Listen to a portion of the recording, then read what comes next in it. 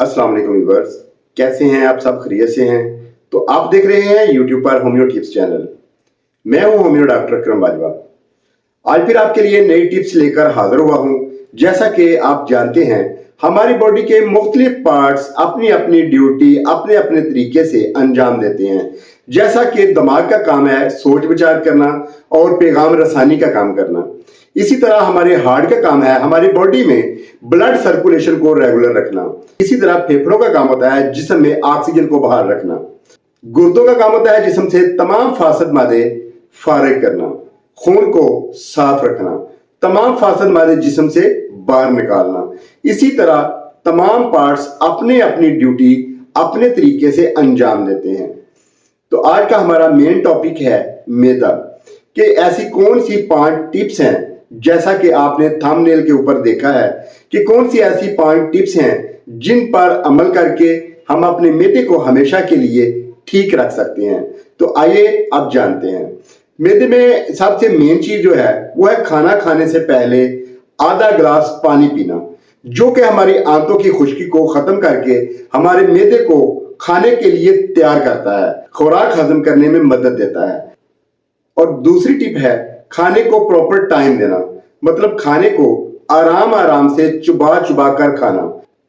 इसके बाद जानते हैं तीसरी टिप।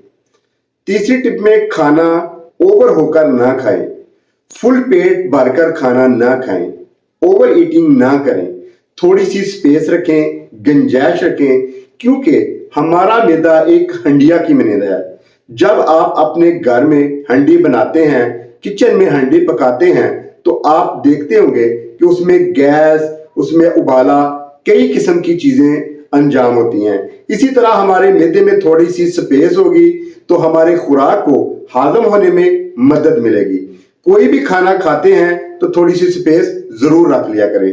आप जानते हैं चौथी टिप के बारे में, कि जब खाना खा चुके हों तो खाना खाने के बाद एकदम से लेट ना जाया करें, बैठे ना रहा करें, बल्कि थोड़ी सी चहलकदमी करनी चाहिए, थोड़ा सा चलना फिरना चाहिए और अपनी जिंदगी में एक्सरसाइज और वॉक को मामूल बना लें।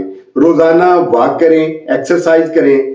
इसके साथ साथ कोशिश करें कि जो चीजें सेहत के लिए नुकसानदेह हैं उन चीजों से परहेज किया जाए, जैसा कि तेल, मिर्च, मसाले, जितने भी मसाला जात वाली या सॉफ्ट ड्रिंक वगैरह, ये तमाम चीजों से परहेज करें। इंशाअल्लाह ताला ये 5 टिप्स पे अमल करके आप अपने मैदे को हमेशा के लिए ठीक रख सकते हैं। इंशाअल्लाह ताला कभी भी आपका मैदा खराब नहीं होगा। इन बातों पे जरूर अमल कीजिएगा, दुआओं में याद रखिएगा। बहुत शुक्रिया। वस्सलाम, डॉक्टर अकरम बाजवा।